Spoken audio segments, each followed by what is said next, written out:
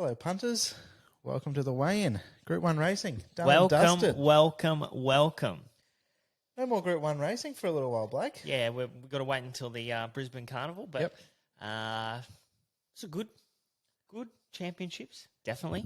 Yes, I think Plenty we of saw... good Group 1 racing, plenty of stars. We saw two of the favourites for the Everest go around on Saturday, one in WA, one in Sydney.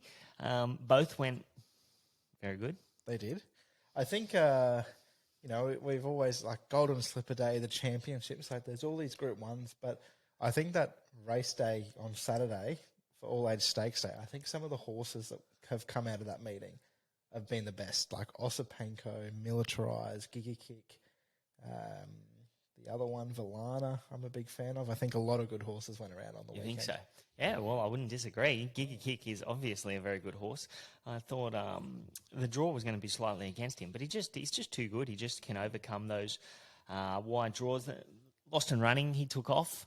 Yes. He went too hard and, he capitulated. Electric Girl went with him and she capitulated, so they both were beaten a long way from home. They were. Giga Kick, he towed into the race like a really good horse, let down. It was over a long way from home. I know somebody said that somebody had 100,000 on Giga Kick late and $3 $3 or $3 or something.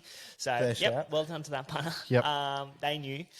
The 8-year-old, Zaki, Cascadian, they ran second and third, both of them out of their skin. Zaki obviously had a bit of a setback, or maybe not a setback, but wasn't where Annabelle wanted him to be earlier in the carnival. So I guess Queensland's on the radar now. Cascadian dropped back from an Australian Cup win at 2,000, 3 weeks between runs back to 1,400.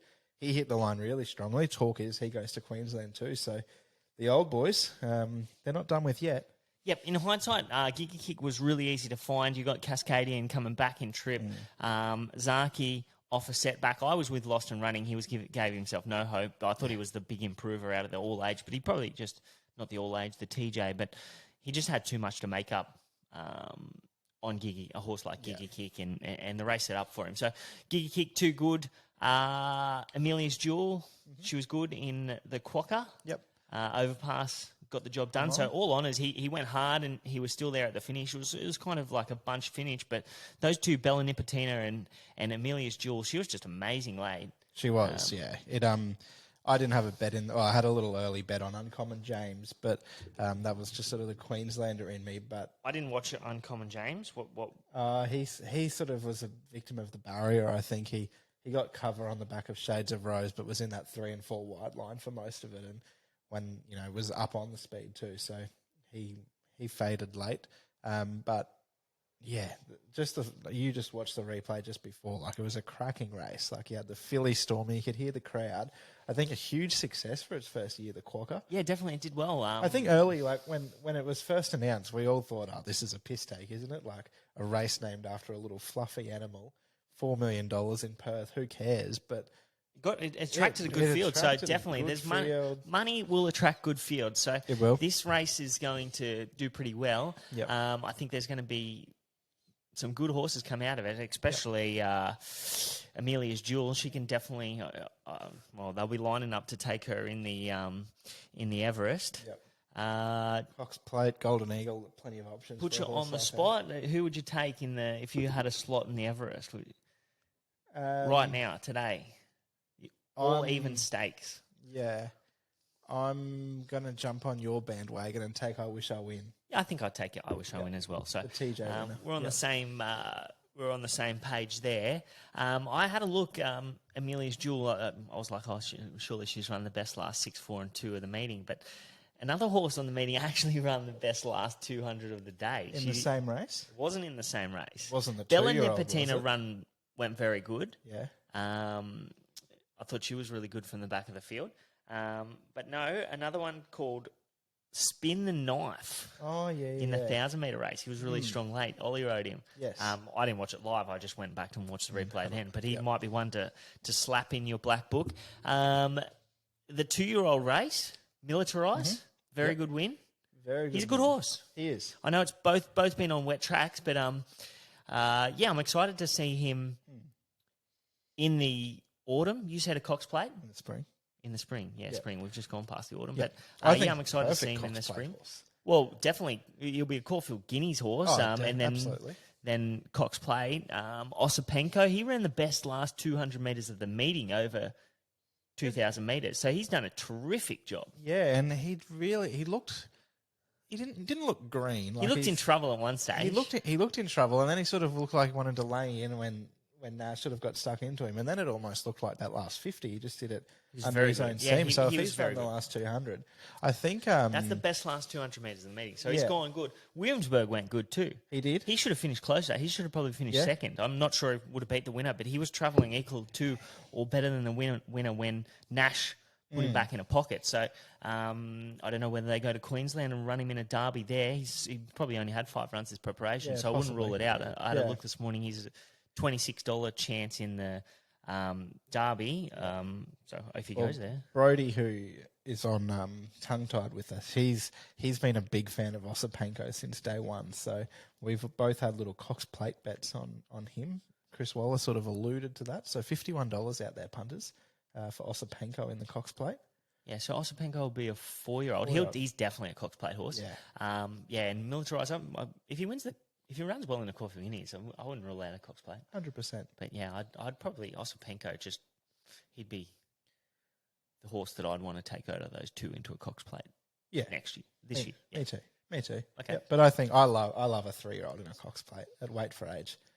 I think they should do it more often. Yeah, well, Seamus Award, he won it. Yep. Who's the latest? Seamus Award, the latest? Yeah, it'd have to be. That was a long time ago. 12? Uh-oh. 10 years ago? It'd have to be 10 years ago. But, yeah, they always seem to run well. But, Animo should have won it as a 3-year-old. He should have. Which is all right, I'll give you that. On the exact same prep that Militarised will have. I'll give you that. They're the Group 1 races reviewed. A few other big races throughout the afternoon, mate. You got a couple of horses to follow from the meeting at Randwick? All right, Nick. The first horse to follow out of the meeting at Randwick, we're going to the Hallmark Stakes, Wahaha Falls. What you haven't seen in this video was he drew wide and he was snagged back to near last. You can see Valana getting to the outside. He covered extra ground, but he's going to go to Brisbane and beat a chance in a Group 1 Stradbroke. Wahaha Falls found the line in the best last 8, 6, 400 metres and the third best last 200 metres of the meeting. So he's found the line really nicely. I think he's ready to win. There's going to be a race for him at Gosford or Scone in the near future. He's absolutely ready to win. All right, the second horse to follow comes out of the JR8 plate. It is a 2,000 metre race. It was the 6th race at Randwick. The horse to follow is Great House. We're going to identify Pride of Jenny to start off with. She just went out at a brutal tempo. At the 600 metres, she'd had gone 1,400 metres there. And to line the times up, she would have actually won the James H.B. Carr Stakes, won by Alencia on the same day. And she still had 600 metres to go. So she's gone out at a brutal tempo. You can see Banker's Choice getting to the outside, the winner, Diamel. The horse that I want to identify is Great House. He was only second up here, so he can strip much fitter for this effort. Banker's Choice, he was 4th up. Diamel, he was 3rd up. He gets to the outside, wins the race. Great House, he's battling on here. Huetor gets to his outside and gets past him late. But these three, the trifecta, have a fitness edge on Great House. And I think he can strip much fitter for that effort and go to a race like the Gosford Cup and be really hard to beat.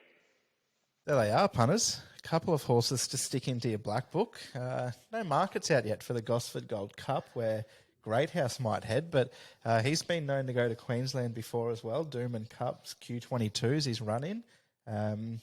I hope they don't go there because he's probably not good enough to win a Doomben Cup really or well. a Q22. Did he run 4th in a Doomben Cup last year, or potentially? Or maybe he even finished 2nd or 3rd in it. He's run well in some very good races. Yeah. Like he's run well in, I think he run well in a Turnbull, and he run well in a Caulfield Cup.